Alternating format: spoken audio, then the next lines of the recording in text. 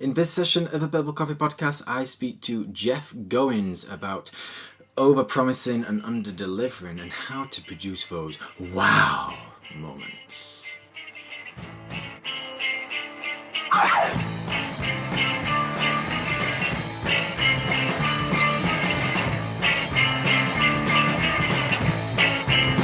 Hello and welcome to session 35 of the Purple Coffee Podcast, inspiring entrepreneurial stories from some of the world's finest. I am your host, Turndog, and on this occasion I speak to Jeff Goins, the marvellous, marvellous writer and, blogger and person who just inspires people online like moi. And I'm so happy to have him part of not just this podcast, but the Successful Mistake book. Jeff was one of the first person I followed when I began blogging 4 or 5 years ago now, and I remember reaching out to him when I had my own wordpress.com site, which may even be on the internet somewhere, and it was god awful. And he was someone who I followed to try better myself as a blogger, but also reached out to collaborate with a blog post, and he so graciously agreed back then because he's an awesome dude. And since, he has boomed and grown to quite marvellous levels. And as recording this, he has just released his most recent book, The Art of Work, and boy oh boy has it hit big time. Bestseller extraordinaire. I think it reached as high as number 5 or 6 in the Amazon charts, and I'm talking about the entire books, and he's come up with some great launches. So be sure to check out that book. Be sure to check out Jeff, but not before our most awesome story. He shares his great mistake, like I say, in aid of the Successful Mistake. And it's all about over-promising and under-delivering when he produced one of his first products several years ago now. He never really got into this to sell products, but after a while, his readers wanted more from him, so he delivered. But he was scared. He didn't know whether he was really ready to do it, so he just tried to give more and more and more. He over-promised, and it made it very difficult to deliver. In the end, he actually under-delivered, but he set himself up for failure because even if he had delivered all the time, he would have only given people what they had expected, what he had ultimately promised. It's difficult to produce a wow moment, as Jeff says, at times like that. Whereas if you maybe under-promise and over-deliver, you are setting yourself up for joyous reception. So that's what it's all about. I've taken so much from this talk. I'm sure you will too. And if you don't follow Jeff Goins online, then you should.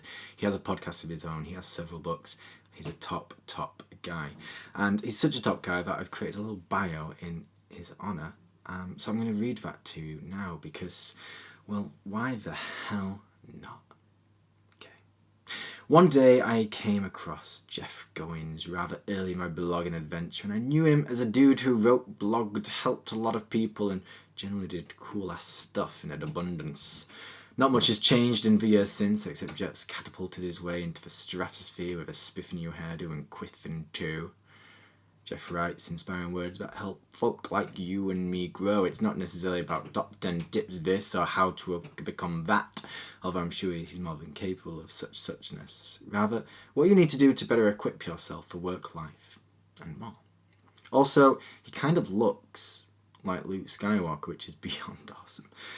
Go ahead and squint a little and you'll see what I mean. He is past me and past Jeff talking about present things. Okay, ladies and gentlemen, welcome to the Purple Coffee Podcast. I am so chuffed to be joined this evening by Jeff Goins, who I think if we go back all the way to about 2011 when I first started blogging on an old WordPress.com blog, and when my design skills were below par to say the least, Jeff was one of the first people I reached out to. We collaborated on a post, and overall he was just one of the first people I began to follow, so I'm really excited to have him involved in both this podcast and the Successful Mistake. So Jeff, how are you? Thank you so much for joining me, man.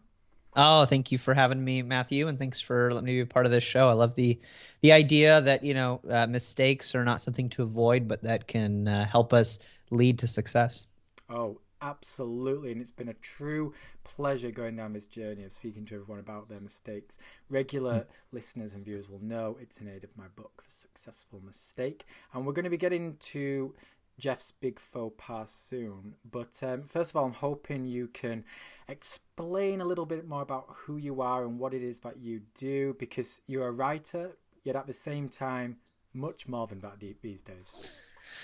Yeah, well, I think it's almost better to have somebody else explain what you do than for you to do it yourself. But the thing that I find myself doing again and again is writing and then helping other people who are usually writers or creative entrepreneurs, basically get their messages heard. At the end of the day, I think that good art, good writing, great work deserves an audience, and I spent many years as a marketing director for a nonprofit and learned that sometimes, the best ideas don't always win. The best ideas need help spreading, and that's called marketing. It doesn't have to mean, shoving things down people's throats. It can just be a matter of, honing the message and then finding the right audience for the message. And so that's something that I've, done as a writer, something I was forced to do to, make a living as a writer, which I now do full time and I've done for a couple of years now.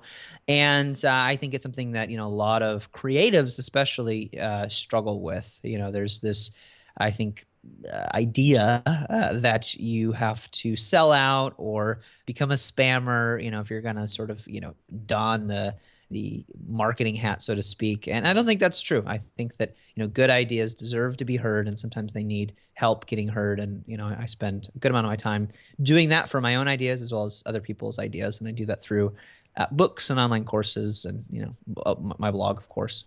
Yeah, absolutely. And it is such an important thing for a creative, whether you're a writer or photographer, filmmaker, whatever it might be, because in this world of self-publishing and crowdfunding and just generally taking action into your own hands and not waiting for, I suppose, the art house or the publisher to do things on your behalf, you need to be able to sell the work that you do. So it is such an important facet of the creative man and woman's life. Totally. And your biggest claim to fame, I absolutely loved it. I saw it on your site for the first time today. A tweet you received from someone who said their 4-year-old daughter, I believe, says you look like Luke Skywalker. And I'm looking right now and I see it. I feel like Luke Skywalker in the upcoming movie, Mark Hamill. Yeah. If he puts the nice sort of big quiff going on, I see this, man.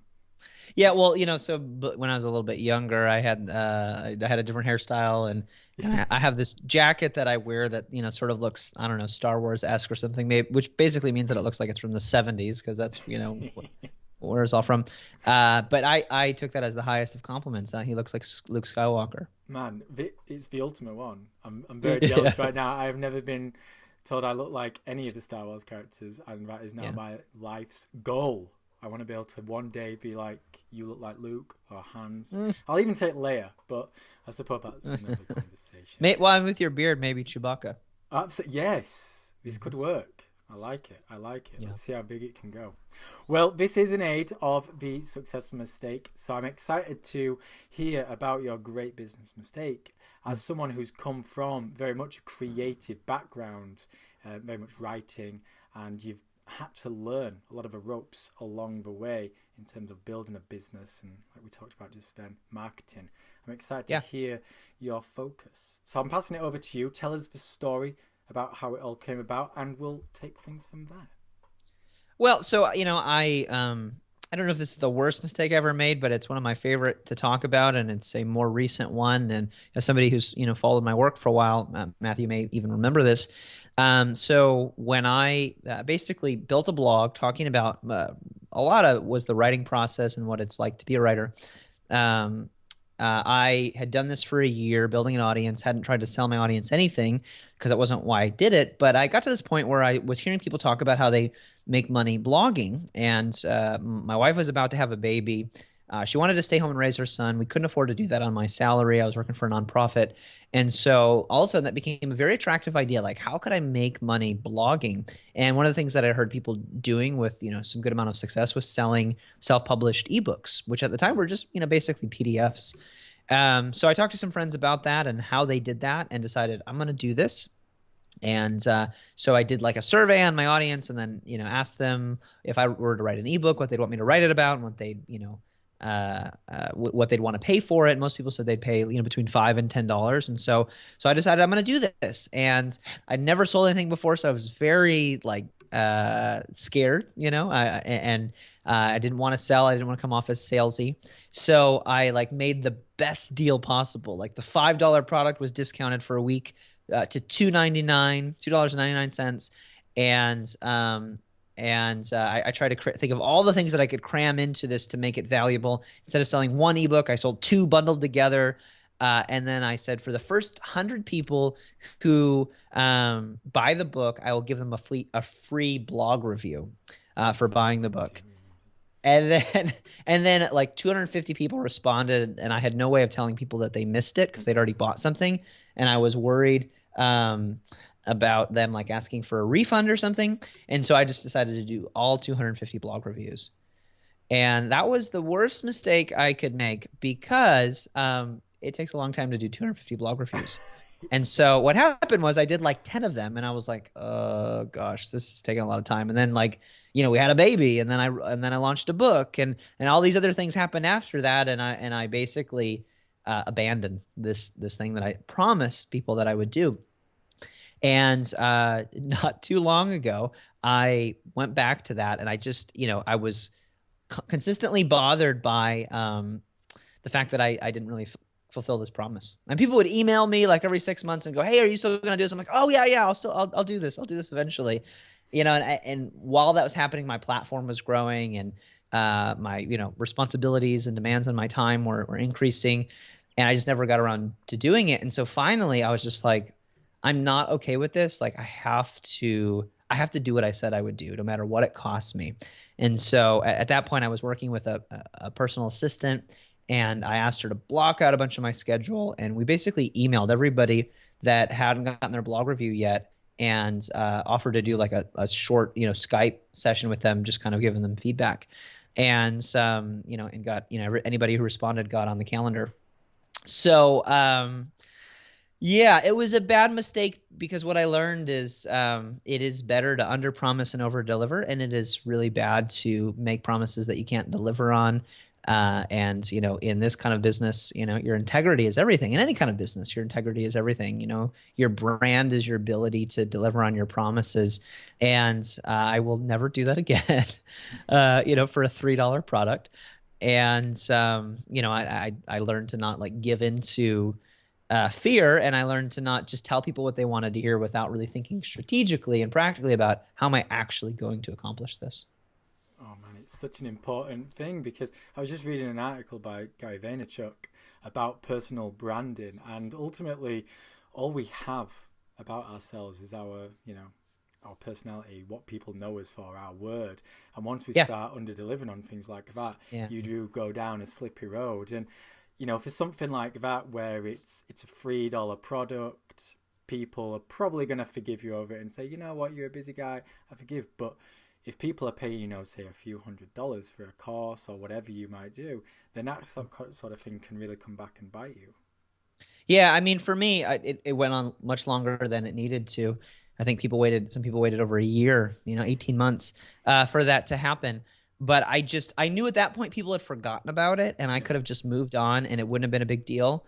But it would have been to me, because I never would have forgotten that, as I'm illustrating here. And so I had control over the way the story ended. And, if it cost me a lot to, end it in such a way where I could feel like, I was operating with integrity, like that's what I wanted to do. And so I'm embarrassed to say that it took so long, but I'm glad that I actually went ahead and, fulfilled the promise, because you're right. That is all you have is, I think, how you feel about yourself when you go to sleep at night, I was just gonna say, yeah. I want to feel good about the work that I do. Yeah, I mean, we all need to be able to get a good night's rest, and I suppose some people can just move along and they're fine with things, but I think the majority of us, if you've done something wrong and you've not kept your word, and it's difficult to just let that go, even though other people might forget. Yeah, definitely. So yeah, it's an interesting thing, and something I see a lot of entrepreneurs could potentially slip into these days, and I especially link it towards crowdfunding and sites like Kickstarter. You hear about these runaway successes where they start to raise hundreds of thousands of dollars, millions, they've promised a great deal, and then all of a sudden it's like, Yeah. oh my God, I can't deliver all these things. I can't deliver all these personal Skype calls or, Right. these handwritten notes or whatever it might be. And these days, when we're always seeking this pre-sold validation, where we're trying to go to our community and say, "Will you do this?" It's very Right. it's very dangerous line to tread to make sure you don't offer too much. Right. Yeah. And I mean, there's something to be said about earning the money that people are paying you instead of people paying you the money and then going and taking all that money and then building it. And I can't remember what the percentage is, but there is a ridiculous percentage of people who never get the bonuses promised them through a Kickstarter. I think most don't, sadly. And yet I think that's true. Like you work a lot harder when you're trying to earn money versus getting paid a huge sum and then going to work. And I'm not saying like you have to choose one or the other. I mean, when I get a book advance to write a book, I get to work hard, and that's basically paying me before the work is done, and that allows me to set aside time to do it. So in theory it can work, but I mean, I just think you have to be careful. It is a slippery slope. As a friend of mine who got $70,000 at like the age of like 21 after this big car accident that he had through an insurance settlement. He said, you're always gonna misspend money that you didn't take the time to earn. And he got the $70,000 and he tried to invest it wisely, and he just threw all the money away and turned it into $200,000 in debt. And it was because he didn't acquire that money himself. It just kind of fell into his lap, and he didn't know how to, steward it well. He didn't know how to take care of it well. So I think we have to be careful with the opportunities available to us, as you mentioned, Matthew, with crowdfunding and, the opportunity to build a community, and then for people to basically, pay you or validate an idea before it's actually brought to market. At a certain point, our conscience has to, keep us in check, and we have to go, does the world really need this? Am I still going to work hard, to create this after I've essentially gotten my payday? And, you got to be careful with that, both as a consumer, funding those causes as well as, creating them. Yes, a very important point to make. And it's an interesting way to look at stuff like crowdfunding, because you're not having to necessarily hustle and work really hard beforehand. People are giving you the money before you've started to create it. Now that can be used as a motivation, because you've got 1,000 people relying on you but giving you your money, so that's the motivation to push forward. But at the same time, you can maybe take a bit of a relaxed stance and say, well, the money's in the bank, so I can just take my time. And it is an interesting line. As someone who's developing his own crowd publishing campaign as we speak, I've been looking at the rewards and thinking, like, what will I definitely be able to deliver? How can I make sure I put, a fair amount on these various different levels? So if I can only do 10 of them, I can only do 10 rather than over-promising 100. And then what if people took up for 100? I'd be like, oh my God, I'm screwed. Yeah, right.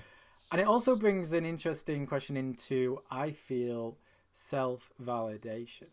Because you were trying to really over-deliver, and I'm guessing there was a little bit of fear. You'd never sold anything before, and you're thinking, people aren't going to pay me for this, so I need to make sure I throw a load at it. And this is something that I continue to struggle with. It's difficult, especially when you start out. So talk a little bit more about, I suppose, undervaluing your own work, time, and art. Yeah, well, hang on one second. Had to sneeze, sorry. I think it's really hard to be confident in something until you do it.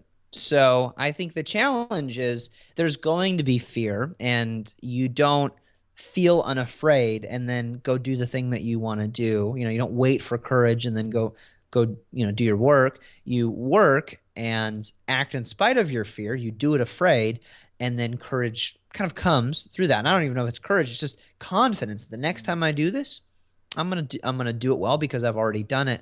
And I think the best way to gain that kind of confidence is to get a lot of experience, to just keep trying things. I don't think I could tell you all day long, well, don't feel afraid, and the fear isn't real, but that doesn't register at the like basic human emotional irrational level. You're still afraid, even if it won't happen. You're still afraid. So how do you actually train yourself to not be as afraid or learn how to do things in spite of your fear, you just kind of force yourself into those situations.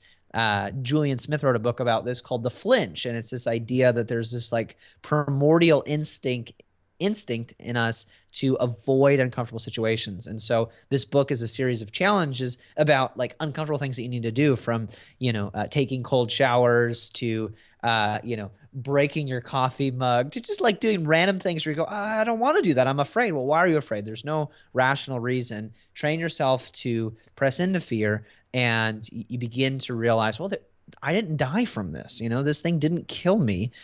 So maybe I can do this again. Maybe I can learn that fear in some ways is a sign that I'm doing something really significant. What I've learned from that experience in particular is that people value the work that I do regardless. I don't have to like put a cherry on top of it.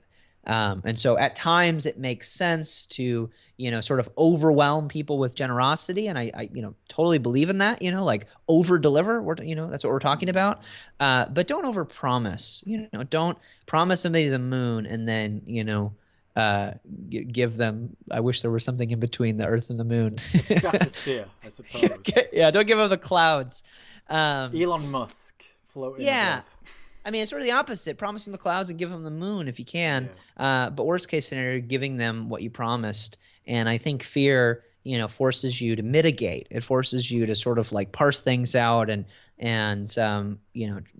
reduce the value that you offer and say, well, I'll do this and I'll do this. And you start overcompensating. I think we all know people who do this relationally, and you just want to tell them like, I love you. You're my friend because you're my friend. You don't have to buy me lunch or do this thing for me. We can tell when somebody's trying too hard, whether it's with a friendship or a dating relationship or a co-working relationship. And sometimes trying too hard has the opposite effect of attracting people to you. It pushes people away because it's a mindset of scarcity. There's not enough. And there's not enough people that'll buy my book, or there's not enough people to hire me, as a consultant. There's not enough. And therefore, I've got to do everything I can to, grab what's there and hold on to it as tightly as I can. And the opposite of that is an abundance mentality, which is that there's more than enough, that I don't have to worry about how I'm going to pay my bills at the end of the month, that I'm going to be okay because I'm offering value to the world, and the right people are going to want that, and I just need to go find them. But I think it is a process. In short, I would do it afraid. Whatever thing you're afraid of, do it afraid. Know that fear is a sign of doing something significant because there's potential to fail, and just keep doing stuff to the point that you learn that confidence comes with action, not before. I think one of the key challenges for any entrepreneur is to constantly, be challenging yourself and pushing yourself out of that comfort zone, no matter how big or successful you become, because it's this what ultimately drives us and leads us to new paths. And like you say, it's kind of a badge of honor you need to earn. We're all going to struggle with this self-validation until people come out and show us with, I suppose, actual actions and say, I like you. I think your work is good. I don't care whether it's $3 or $10 or $50. I think you're worth it. I'm going to spend money on it. And once you get to a certain level, you can start going, wow, I can relax a little bit. I don't need to be, pushing and constantly being one of these tryhards, like you say, the friend in a relationship who keeps buying you presents. And you're like, dude, I'm okay. Like we're cool. We're fine. Yeah, that's right. And I guess you've taken a lot of lessons from all of this. You run a lot of courses these days. I know you're a very big fan on bundling things together, and I think you take a lot of inspiration from Michael Hyatt, who is one of the best when it comes to launching any kind of product or book. He has such a great way of creating these killer and valuable deals. And I see that you do a lot of things similar to him. I know that you know Michael in a certain aspect. And I suppose going through this over-delivering issue has taught you a great deal about how you launch and continue to push promotions these days. Yeah, well, I mean, Mike is a friend. He's actually, down the hall right now. One of the things I admire about him and certainly learn from him is he, is a man of utmost integrity. I, know him personally, and have known him for a few years now. And the person that you see on the blog and on a webinar and on his on his podcast, is the same person, in his at home, at work, wherever. I mean, he is somebody of integrity. And I love that word integrity because it doesn't mean good person. It doesn't even really mean honorable person. It means whole. It's something that is integrous, it's intact, it's made of the same stuff. And I think the challenge with the relative ease of building an online platform it is pretty easy to put a personality out there that people are going to like, but it's not the true person. To put out what psychologists sometimes call our false self, and our true self is kind of hiding in the shadows. And if you separate the person that you show people, show the world from who you truly are, it tends to create this disparity. And over time, it's just a matter of, before people find you out. And that can be something as dramatic as promising stuff to people and then not delivering on it. Or it can just be, saying, hey, I'm this, I love this. I love people. And then really not liking people. Like eventually the things that you put out, on the internet in front of the world, through all of the various media channels we have today, people start tracking those back to the real person.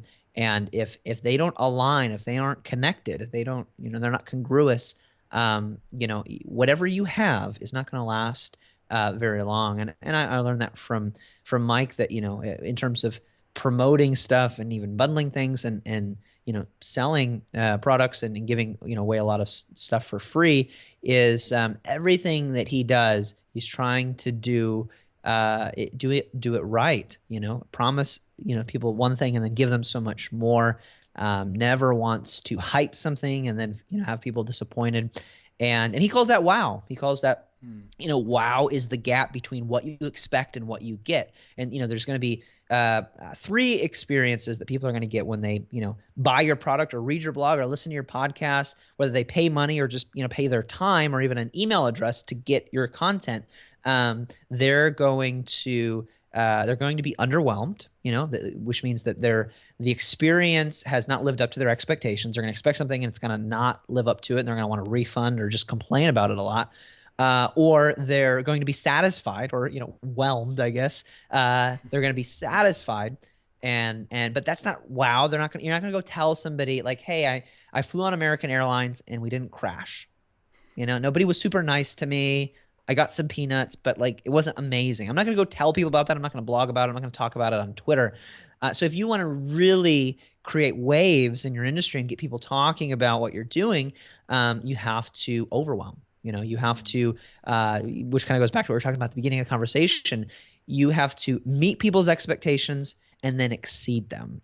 And when you do that, people go, wow, I want to tell everybody about this. And you can do that with low-end products, high-end products, low-end services, high-end services. Really has nothing to do with the price tag, has everything to do with what people expect, and then how you can do a little bit more to rock their worlds. I ate at a restaurant recently, and it is not the nicest restaurant in town. It's not the worst restaurant in town either, but it's kind of middle of the line, a decent date night restaurant. I went out to eat with my wife, and they asked us if we have ever been there before. And I said, no, this is our first time. We heard about it from our friends. It's just been down the street from us, and we finally decided that we were going to go. And he said, okay, cool. And he got our drink orders and our appetizers, and then 5 minutes later, he came back and he said, hey, I was just talking to the chef and I told him that it was your first time here. And he whipped up, these things. I don't even know what they were. They were just little mini appetizers. Here's a little, dumpling, and here's this, other thing, another thing. And, free of charge, obviously. This is not on the menu. We just wanted you to get a taste of our restaurant, something special just for you. And, he could have been lying to me, he could have they could do that for everybody. I don't care, because in that moment I was like, wow, I was just expecting a nice meal and I got this little something extra. And you think about the amount of effort that it took to do that. It's not that much. It took a little bit of time. And more importantly, it took some thought, on the part of the waiter, not the chef. And, but the experience for me was, wow, this guy's going to get a great tip. And this is just amazing. I'm going to tell everybody about it. I'm telling, you about it right now. And I think that's what the stuff of wow looks like. It's, taking people's expectations and then putting a little extra effort and a little extra thought into it. And it doesn't take much to blow people away, because, when you create that disparity, that gap between what people were expecting, and then what you actually deliver them, and giving them much more than that. That's how you start building a tribe. That's how you build raving fans who can't stop talking about whatever it is you do. And it does. It just all comes down to providing as much value as possible. But there's a fine line, because you were trying to overwhelm everyone with when you were dealing with the book and the bundle. And I suppose you just need to make sure that it's attainable and that you will be able to deliver this wow. There's no point in providing this huge wow so people are really impressed, but then when it comes to actually implementing it, you're like, oh, yeah, I can't do that. Yeah, I mean, I really set myself up to fail, Matthew, because best case scenario, I would have just done what was expected, because Yeah. on the front end, I promised people you're going to get this review. And so, best case, they would have been satisfied, which wouldn't have been wow. What I should have done in retrospect is I should have just sold it at the discount, told people the discount was going away. And then for the first 100 people or 10 or 20 or whatever I could manage at the time, I should have just, without any sort of prompting, given them a free blog review, Yeah. and that would have been wow. Or, oh my gosh, and let them know, hey, I'm not doing this for everybody, but because you were one of the first people to buy this, I want to do this for you. That would have been cool. That would have been wow. And instead, I just set people up for basically what was disappointment. I was underwhelming them because, best case scenario, I would have just satisfied them. So yeah, I think it's really about what you promise and then what you actually end up doing. And as you said, setting it up so that you're not setting yourself up to fail. You're setting yourself up to, wow your customer. I really like that approach. I really, truly do. And yeah, it just all comes to getting this balance right. I suppose there's a lot of people who this will affect as well in a world of self-publishing and crowd publishing and funding, and just the general startup world where we're all trying to gain new users and new eyeballs. We're trying to build these tribes and these communities. So what would your advice to be someone who still maybe has a great deal of self-doubt? They have a book in them, they're ready to launch something, but they just don't have the confidence to sell it at whatever price. So they want to really deliver a lot, but they're worried, they don't know what the fine line is. How do you overcome this to actually take that all important first step to get the experience, but produce the wow without falling flat? Well, so I think the best way to do that is to be generous. One of the things that I encourage aspiring authors and new writers, and even aspiring entrepreneurs, especially people who are trying to find ways to build online businesses. It's easier and more accessible than it was 10, 20 years ago to do your own thing, and it's easier to be more profitable. I think the best way to build a tribe, build a group of dedicated fans who want what you have, is to give to them. Just start giving what you do. Don't worry about getting paid initially, because if you too quickly go, okay, here's my stuff, here's my art, now give me money, it's not going to work. I mean, you don't build fans by just immediately charging a bunch of money for your work, because it takes time to earn people's trust. I've written before that the biggest enemy facing a new author is not people stealing your stuff. It's not you not hitting the New York Times list. The biggest enemy facing a new author is anonymity. And so a lot of times I'll say, go, give your work away for free. It'll earn you fans that'll be lining up in droves to pay you if you do good work. But if you try to charge too early, you may never build that fan base. You may never find, that tribe. And a lot of people are, will sort of get afraid. They'll have that scarcity mindset. Well, if I give it away, then nobody will ever want to pay me for what I do. And I've just not found that to be true. I found the opposite to be true, that the more you give, the more you get. And what I did was I spent a year giving as much as I possibly could to my readers, and what I did was earn trust with people to the point that people started emailing me. So right before I launched this ebook, people were emailing me saying, please, can I buy something from you? Can I pay you for something? And I think that's really cool. Like, I think it's cool when the people that you're giving stuff to are trying to throw money at you. Like, that's when you know that you've done your work. I mean, think of like Apple Computer. People don't realize that Apple started out really as these two guys, Steve Wozniak and Steve Jobs, driving around to these different college campuses in California, sharing ideas for free. There were all of these clubs where people would share the homemade computers that they were building. They weren't the only ones who were doing this, and they would exchange their ideas. And at a certain point, Jobs recognized, okay, there's value here, there's demand here.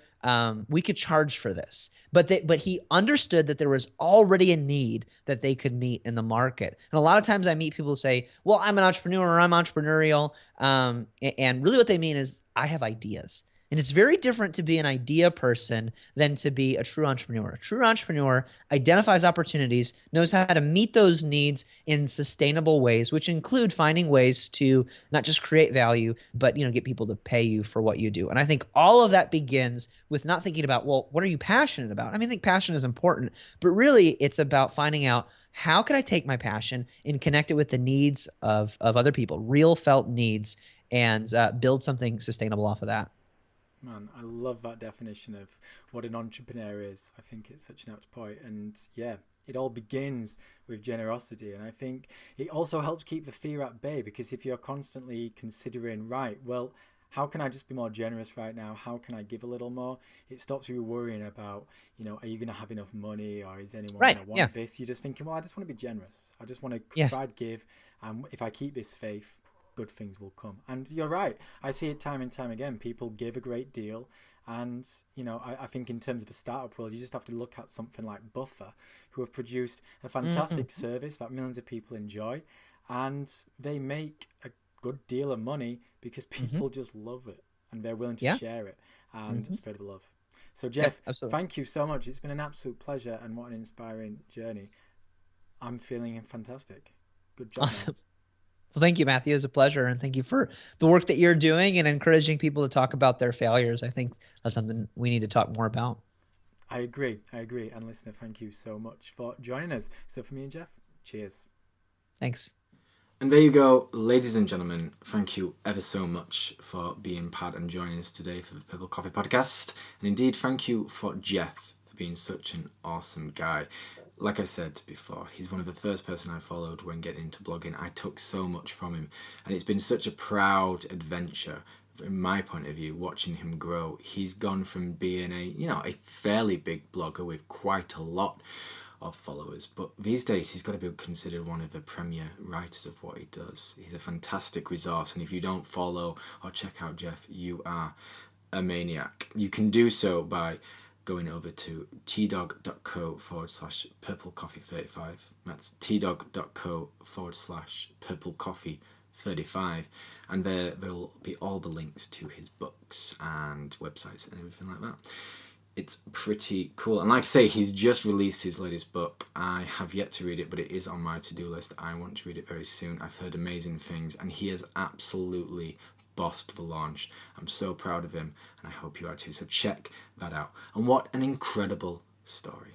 I love it. And it's something that I continuous to struggle with, because until you're able to validate yourself and overcome some of those inner insecurities, like we talked about in last week's show with Kate Northrup, it's difficult. You try and overpromise things in the hope that people will buy and share and do things, where in actual fact you should be under promising a little and over delivering. That's how you build a thriving community, and that's exactly what Jeff's done, but he's learned from his own mistakes. So I hope you take a lot from that, especially if you have a product or book or something of like in the near future. You can take a lot from him, and to be honest, if you just devour how he launches books, you can't go far wrong. So check out Jeff, like I say, tdog.co/purplecoffee35. Whilst there, you can also see the show notes and things like that. And please consider signing up to the mailing list, where you get daily doses of short and sweet awesome from moi, as well as getting this podcast before everybody else. And if you're just listening to this out and about, maybe on your phone, please, when you get a chance, consider subscribing, rating, and reviewing this podcast. It means so much to someone like me. The further you help spread the word, the more people can be touched by people like Jeff Goins and his words. And that is it. Thank you oh so much for joining. I cannot wait to touch base next time. Keep it cool and breezy, my good friend.